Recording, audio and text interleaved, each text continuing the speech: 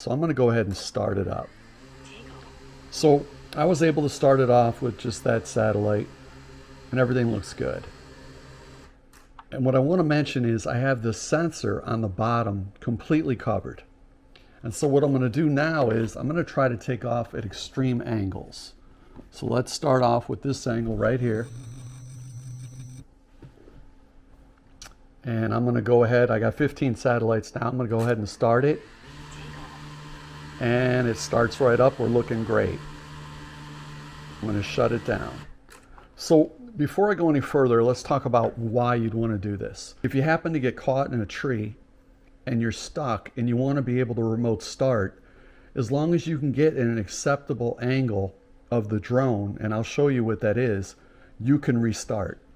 The other thing is you want to think about is if you're on the lake and let's say you have one of our rescue jackets and the waves are going up and down and you want to remote start to get out of the wave, you can see at what angles the drone will fail and what angle the drone will be able to still take off. It also lets you know how the wind is going to affect the drone. There's 3 errors that are going to show up: the navigation error, the IMU error, and the compass calibration error. So right now, don't forget, I've got the sensors on the bottom completely covered. So I'm going to go ahead and angle this up a little bit more. Just a little bit more. So as you can see, I have an IMU error. You'll see that, the IMU error. Now I can't get past that, but look at the angle that I'm at. I'm at a pretty extreme angle. So I don't expect to be able to take off with this angle. So I'm going to go ahead and just slightly push it down and see if we can't get a chance to restart. One thing I want to add, whenever you have a red box, whether it's IMU, navigation, calibration, anything, you cannot restart it. But the second that it flashes to go away, if you have your hands on the start, it'll automatically start. So this angle is still a little intense. So I'm going to bring it down just a little bit and you'll see it went away. And now I was able to restart it. So try to imagine that you're up in the air and you turn the motors off and you want to try to restart the Mini 2. Different angles are simply going to stop you from being able to restart the drone. That's important to understand. All right, I'm at 17 satellites now. It took a while to get that many in the house. All right, so now what I want to do is I just want to lower this back down and start it up. We're looking good. And now what I want to do is I want to go upside down. So watch this. Watch the IMU error. Now watch it disappear.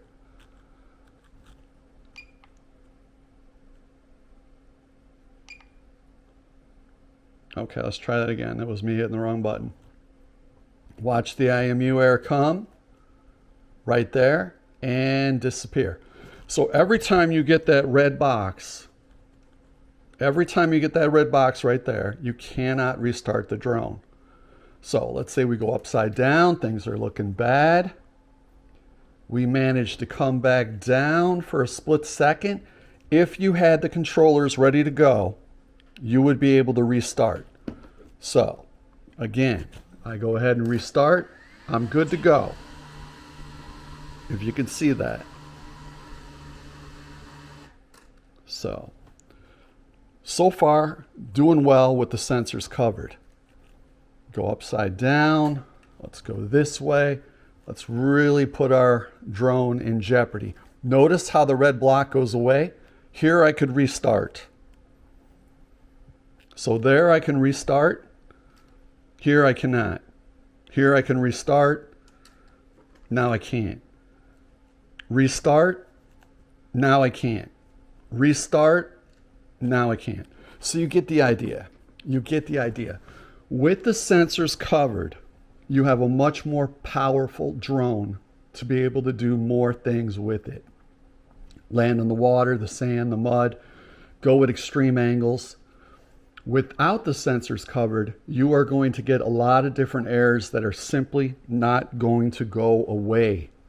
And this is why I constantly recommend that you cover the sensors.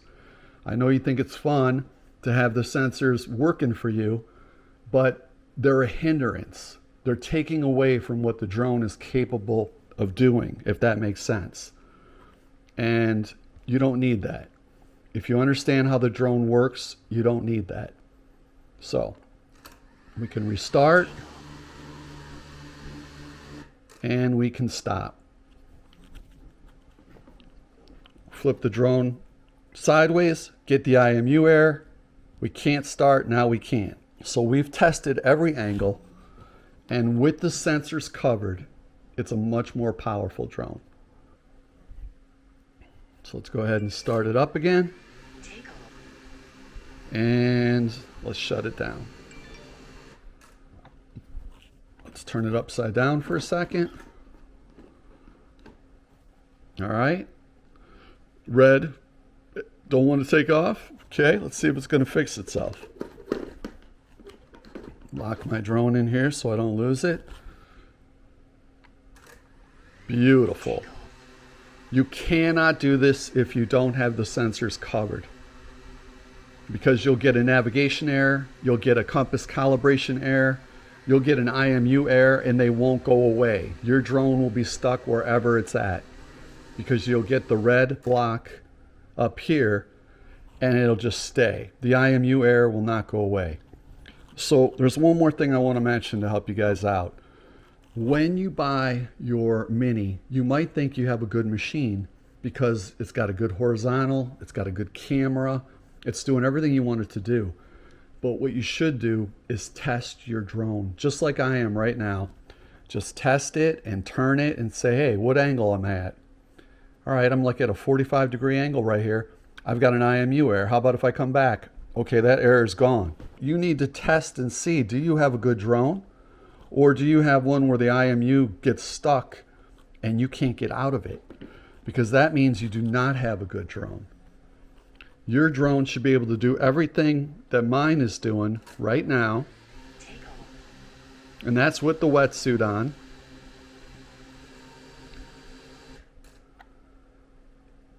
And that will let you know that you've got a pretty good drone on your hands. All right. So the Orca wetsuit, they'll be released in a few days. The wetsuits are working incredibly well. We were able to cover the ports and the seams and really make the Mini 2 extreme weather worthy because of the fact that it can handle the winds much better than the original Mini. Also, because of the extra power, we're going to be able to utilize the rescue jacket. I made a very miniature rescue jacket, perfectly counterbalanced for the Mini 2, to be able to land in the water, land in the lake, negotiate some waves, stay low center of gravity, and be able to take off again and fly. The actual rescue jacket weighs 1.8 ounces. After it gets wet, it goes to 2.1 coming out of the water, and then it dissipates very quickly. So that's what we're looking at with the wetsuits. And I got to tell you, these wetsuits are so different because of the fact that it's a stronger drone. And you've got yourself an excellent extreme weather flying drone when it's geared up with the wetsuit, and when you have the sensors covered on the bottom, because that's going to empower your drone. Without that, your drone is susceptible to all kinds of different errors that you really don't need to negotiate, when you could just cover up the sensors and know that when the water's getting close, don't land in the water unless you have a rescue jacket. You don't need the sensors to tell you you're getting close, because what happens is you start getting this kind of action with the drone. You might as well keep it smooth. You want to come down low to the water, let it come down. When you see it's really close, move it up. You know, better for you to be a pilot in control than to allow these sensors to decide what's going to happen with your drone.